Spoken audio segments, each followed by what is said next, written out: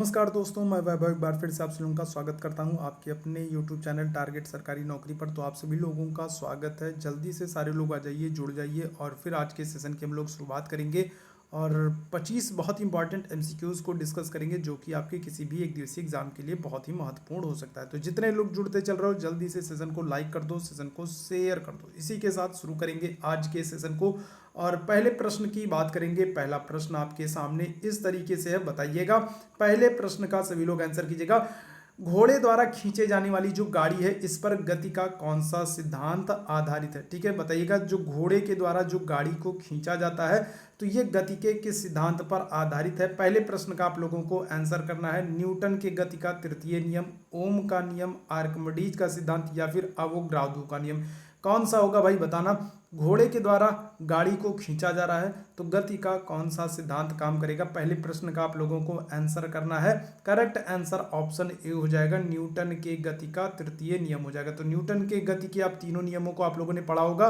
तो जो न्यूटन के गति का जो तृतीय नियम होता है ये घोड़े द्वारा खींचे जाने वाली गाड़ी की गति के सिद्धांत पर आधारित होता है भाई। ठीक है, तो पहले प्रश्न का ऑप्शन ए यहाँ पर बिल्कुल करेक्ट हो जाएगा। 25 क्वेश्चन फटाफट हम लोग रिवाइज करेंगे।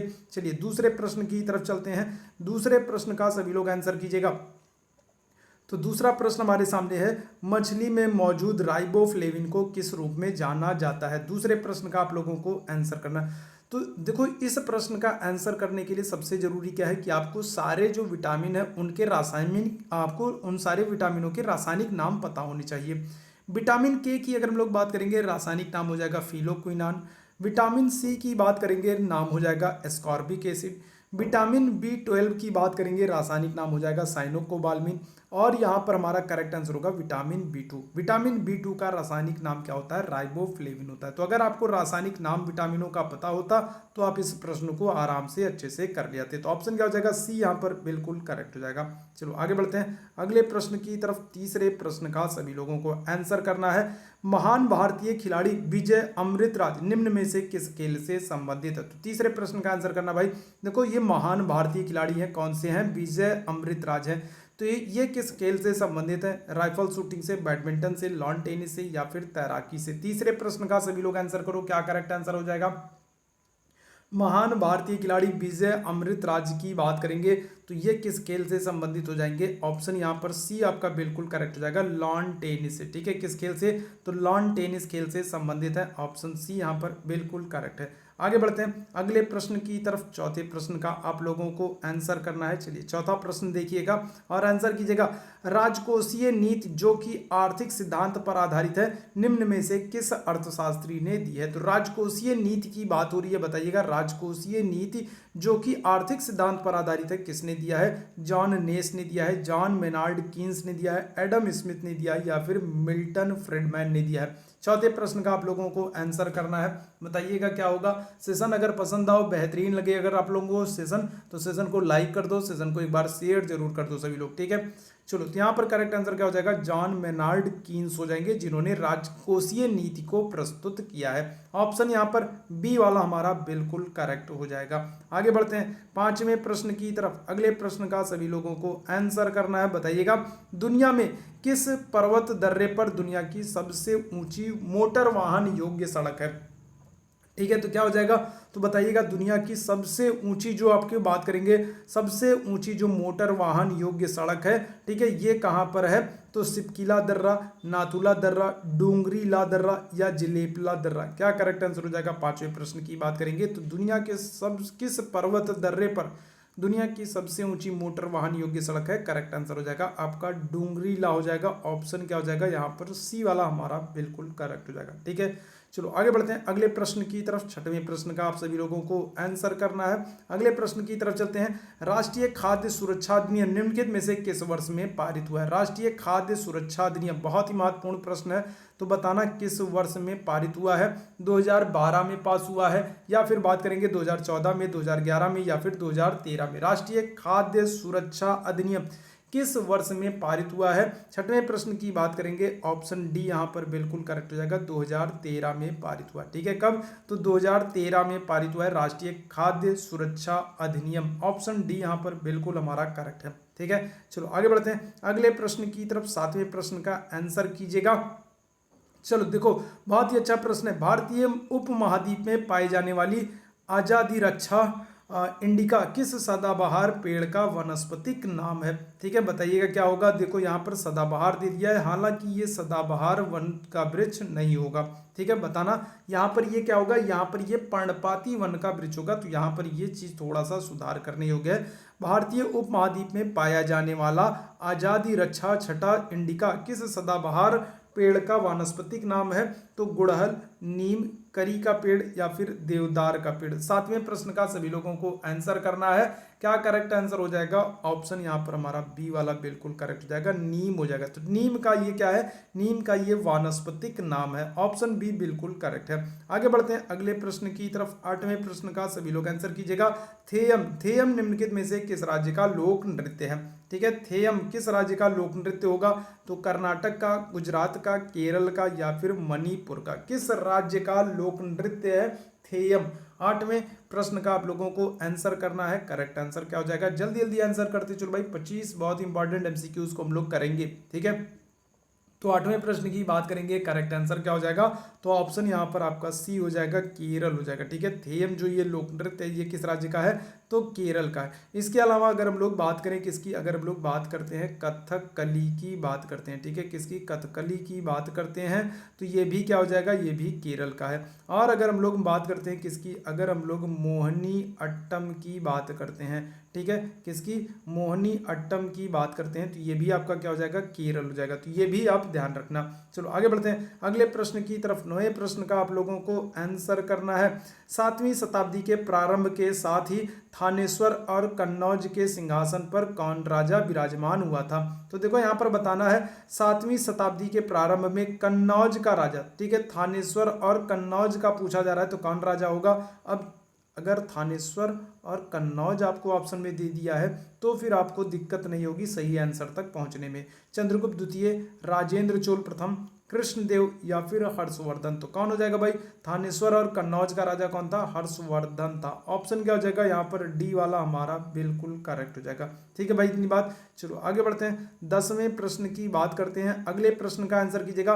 पृथ्वी के वायुमंडल में किस परत में ओजोन परत पाई जाती है? ठीक है, तो अगर हम लोग बात करेंगे तो वायुमंडल की कई सारी परतें हैं, तो कौन सी परत होगी जिसमें ओजोन परत आपको देखने को मिलेगी? समताप मंडल, बहिर्मंडल, क्षोभ मंडल या फिर मध्यम मंडल? 10वें प्रश्न का आप लोगों को आंसर करना है। करेक्ट आंसर क्या हो जाएगा? तो देखो ऑप्शन ए हो जाएगा, समताप मंडल में। ठीक है, समताप मंडल में आपको ओजोन परत देखने को मिलती है। ठीक है, और वायुयान उड़ाने के लिए क्या होता है? वायुयान उड़ाने के लिए आदर्श मंडल आपका कौन सा होगा? तो समताप मंडल ही होगा। वायुयान उड़ाने के लिए आदर्श मंडल समताप मंडल हो जाएगा। ऑप्शन ए बिल्कुल करेक्ट हो जाएगा। चलो आगे बढ़ते हैं अगले प्रश्न की तरफ। 11वें प्रश्न का सभी लोगों को आंसर करना है। प्राकृतिक प्रक्रिया के माध्यम से किसी वस्तु का उत्पादन भारतीय अर्थव्यवस्था के साथ किस क्षेत्र से संबंधित कार्यकलाप है? प्रथम, द्वितीय, तृतीय या फिर चतुर्थ? तो सबसे पहले तो ये ध्यान रखना, भारतीय अर्थव्यवस्था में 3 ही क्षेत्र होते हैं। प्राथमिक होते हैं, द्वितीयक होते हैं, तृतीयक होते हैं, चतुर्थ तो होता ही नहीं है। तो ये चौथा तो अपने आप गलत हो गया। अब प्राथमिक, द्वितीयक और तृतीयक में कोई एक आंसर होगा। तो देखो बहुत आसान सी चीज मैं बता देता हूँ, कभी भी ऐसे प्रश्नों का आंसर आप गलत नहीं करोगे।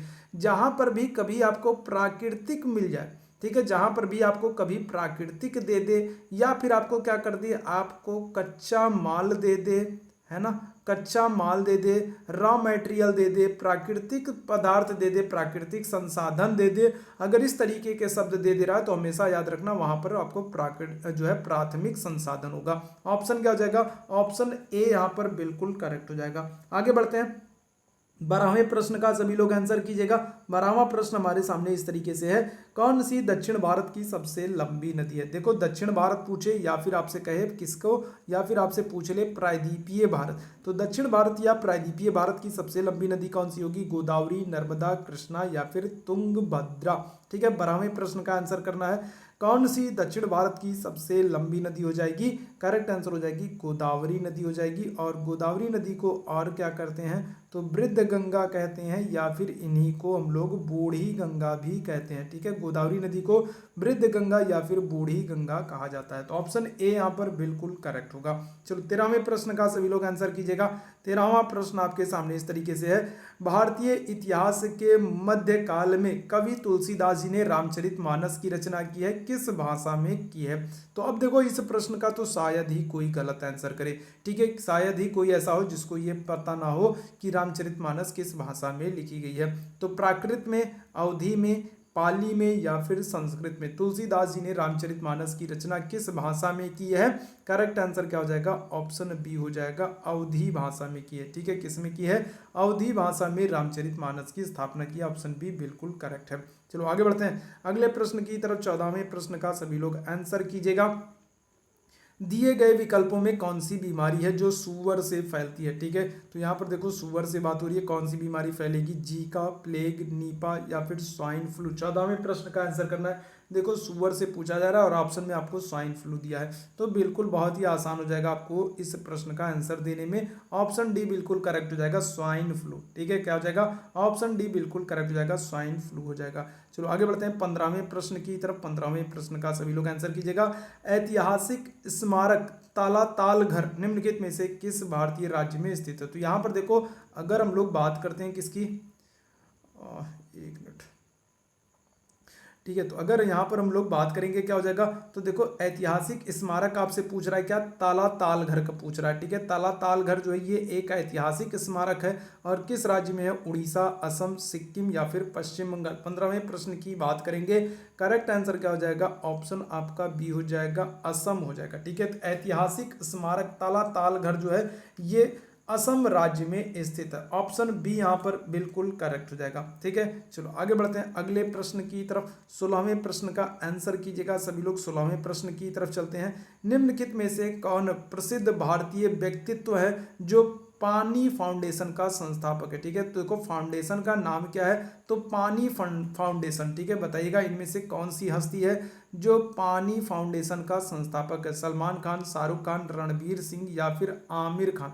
ठीक है, तो कौन सी सेलिब्रिटी है, कौन से प्रसिद्ध व्यक्तित्व हैं भारतीय हैं जो कि पानी फाउंडेशन के संस्थापक हैं। करेक्ट आंसर क्या हो जाएंगे, ऑप्शन डी हो जाएंगे, आमिर खान हो जाएंगे, ठीक है, कौन हो जाएंगे, तो आमिर खान है जो पानी फाउंडेशन के संस्थापक है, ऑप्शन डी यहाँ पर बिल्कुल करेक्ट है। आगे बढ़ते हैं अगले प्रश्न की तरफ। 17वें प्रश्न का सभी लोगों को आंसर करना है।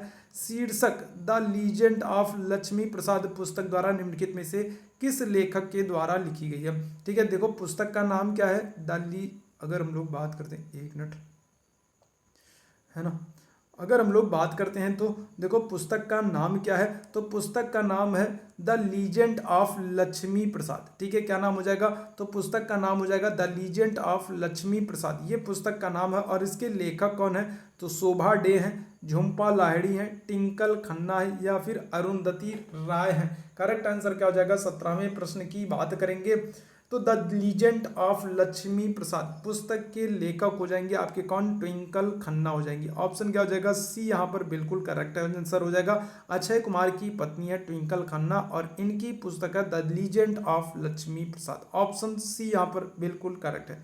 18वें प्रश्न की तरफ चलते हैं अगले प्रश्न की तरफ। अगले प्रश्न का सभी लोग आंसर कीजिएगा। दिए गए किस वर्ष के उपभोक्ता संरक्षण अधिनियम के स्थान पर उपभोक्ता संरक्षण विधेयक 2018 को पारित किया गया। तो सबसे पहले आपको यह पता होना चाहिए कि उपभोक्ता संरक्षण अधिनियम किस वर्ष आया है, ठीक है, किस वर्ष के उपभोक्ता क्या कर रहा है, उपभोक्ता संरक्षण अधिनियम की बात हो रहा है। तो बताना उपभोक्ता संरक्षण अधिनियम कब आया है, 1986, 1991, 1981 या फिर 1978। 18वें प्रश्न की बात करेंगे, करेक्ट आंसर क्या हो जाएगा, ऑप्शन ए हो जाएगा। तो 1986 में क्या किया गया, उपभोक्ता संरक्षण अधिनियम आया था और इसी में संशोधन करके क्या किया गया, दोबारा से एक उपभोक्ता संरक्षण विधेयक 2018 को पारित किया गया है। तो ऑप्शन ए यहाँ पर बिल्कुल करेक्ट हो जाएगा। आगे बढ़ते हैं 19वें प्रश्न की तरफ। अगले प्रश्न का आंसर कीजिएगा। भारत में फ्रांसीसी उपनिवेश की राजधानी क्या है, चलिए बताइएगा। तो भारत में फ्रांसीसी उपनिवेश की राजधानी क्या है, कोचीन है, पुदुचेरी है, कालीकट है या फिर गोवा है। 19वें प्रश्न का आंसर करना है। तो देखो फ्रांसीसी उपनिवेश की जो राजधानी है ये है पुदुचेरी है, ठीक है, क्या है, तो पुदुचेरी है, पांडिचेरी है। और फ्रांसीसियों के कब्जे से ये पांडिचेरी जो है ये आज़ाद कब होगा, तो ध्यान रखना पांडिचेरी 1954 में फ्रांसीसियों से आज़ाद होता है। आगे बढ़ते हैं 20वें प्रश्न की तरफ। अगले प्रश्न का सभी लोगों को आंसर करना है। तो हरेली त्योहार निम्नलिखित में से किस राज्य में मनाया जाता है? हरेली त्योहार, ठीक है, तो उड़ीसा, मध्य प्रदेश, पंजाब या फिर छत्तीसगढ़, कौन सा राज्य है जहां पर हरेली त्योहार मनाया जाएगा? 20वें प्रश्न की बात करेंगे। करेक्ट आंसर आपका ऑप्शन डी हो जाएगा, छत्तीसगढ़ हो जाएगा। ठीक है, कौन सा हो जाएगा? तो छत्तीसगढ़ हो जाएगा। छत्तीसगढ़ में हरेली त्योहार मनाते हैं। चलो आगे बढ़ते हैं 21वें प्रश्न की तरफ। अगले प्रश्न का आंसर करना है, जिसे भुलाया ना जा सके, वाक्यांश के लिए एक शब्द क्या होगा? जिसे भुलाया ना जा सके, तो देखो विस्मरणीय, भूलनीय, अज्ञेय या फिर अविस्मरणीय। जिसे भुलाया ना जा सके तो इसके लिए एक शब्द क्या होगा? ऑप्शन डी होगा, अविस्मरणीय होगा। ठीक है, ऑप्शन डी यहाँ पर हमारा करेक्ट आंसर है। चलिए 22वें प्रश्न का आंसर कीजिएगा सभी लोग। 22वें प्रश्न की तरफ चलते हैं। जान हथेली पर रखना मुहावरे का अर्थ क्या होगा? ठीक है, जान को हथेली पर रखना, सुविधाजनक कार्य करना, जान को हथेली के ऊपर रखना, जीवन को संकट में डालना, जान कीमती होना। तो जान हथेली पर रखना मतलब कि क्या है? जीवन को संकट में डालना है। ठीक है भाई, ध्यान रखिएगा। ऑप्शन क्या हो जाएगा यहाँ पर? सी वाला हमारा बिल्कुल करेक्ट हो जाएगा। चलो आगे बढ़ते हैं अगले प्रश्न की तरफ। 23वें प्रश्न का आंसर करना है। तो फूंक फूंक करके कदम रखना मुहावरे का अर्थ क्या होगा? फूंक फूंक करके, तो देखो अच्छा ना लगना, फूंक मारकर कदम बढ़ाना, सोच समझकर कार्य करना, आवेग में कार्य करना। तो फूंक फूंक कर कदम रखना, तो इस मुहावरे का सही अर्थ जो होगा वो होगा सोच समझकर कार्य करना। ऑप्शन सी यहाँ पर बिल्कुल करेक्ट हो जाएगा। चलो आगे बढ़ते हैं 24वें प्रश्न की तरफ। अगले प्रश्न का सभी लोग आंसर कीजिएगा। चतुरानन का पर्यायवाची है, तो बताइएगा इनमें से कौन चतुरानन का पर्यायवाची है? ठीक है, ब्रह्मा, कृष्ण, विष्णु या फिर शंकर। चतुरानन के पर्यायवाची कौन हो जाएंगे? कौन होगा भाई? करेक्ट आंसर क्या हो जाएगा? 24वें प्रश्न की बात करेंगे, ऑप्शन ए हो जाएगा, ब्रह्मा हो जाएंगे। ठीक है, कौन हो जाएंगे? तो ब्रह्मा जो है ये चतुरानन के पर्यायवाची है। आगे बढ़ते हैं 25वें प्रश्न की और आज के सेशन के आखिरी प्रश्न की हम लोग बात करेंगे। कौन सा शुद्ध वाक्य है? शुद्ध वाक्य का आपको चयन करना है। हमें दिल्ली में जाना है, हमें दिल्ली जाना है, हमारे को दिल्ली जाना है या फिर हमने दिल्ली जाना है। तो क्या करेक्ट आंसर होगा? देखो हमें दिल्ली में जाना है तो मैं यहाँ पर गलत है। ठीक है, अगर हम बात करें हमारे को दिल्ली जाना है तो ये गलत हो जाएगा। हमको दिल्ली जाना है होता तो सही होता, हमारे को गलत हो जाएगा। हमने दिल्ली जाना है ये गलत हो जाएगा। ठीक है, करेक्ट आंसर कौन सा होगा? शुद्ध वाक्य क्या होगा? तो हमें दिल्ली जाना है, ऑप्शन बी यहाँ पर बिल्कुल करेक्ट हो जाएगा। तो ये 25 प्रश्न थे, फटाफट हम लोगों ने रिवाइज किया और उम्मीद है सेशन आप लोगों को पसंद आया होगा। सेशन को लाइक कर दो, शेयर कर दो। देखो अभी मैं कुछ दिनों के लिए क्या होगा कि कुछ दिनों के लिए मैं आउट ऑफ स्टेशन हूँ, तो थोड़ा सा यहाँ पर दिक्कत होने वाली है और थोड़े से कम प्रश्न मैं अभी करा रहा हूँ। ठीक है, तो मुश्किल से 3 से 4 दिनों में मैं वापस आ जाऊँगा, तो फिर उसके बाद फिर हम लोग बेहतरीन वाला सेशन करेंगे। अभी तब तक के लिए हम लोग क्या करते हैं, तो अभी बस छोटे छोटे सेशंस करते हैं और थोड़ा सा आप लोग भी मैनेज कर लो। ठीक है, तो उम्मीद है सारी चीज़ें आप लोगों को समझ में आ गई होंगी। तो अभी के लिए बस इतना ही करता हूँ। Thank you so much, good night, शुभ रात्रि।